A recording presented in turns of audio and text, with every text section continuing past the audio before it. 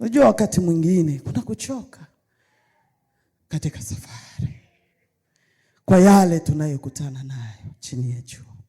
Kuna kuchoka, kuna habari unakutana nazo ambazo zinakuvunja moyo. Kuna mambo ambayo unakutana nayo katika safari ambayo yanakuchosha. Unajiuliza, niliitwa au sikuitwa? Unajiuliza, hii ndio wokovu? Wakati mwingine unalia sana, unakata tamaa. Lakini mchana wa leo, asubuhi ya leo, nataka kuambia jitie moyo katika Kristo.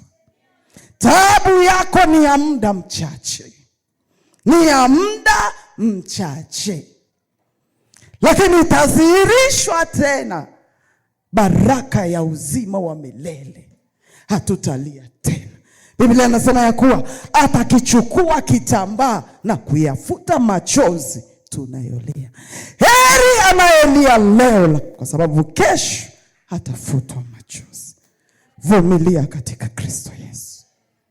Vumilia katika Kristo Yesu.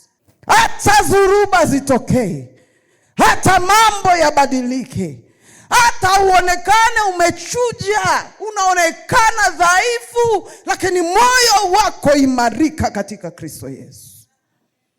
Bwana Yesu asifiwe.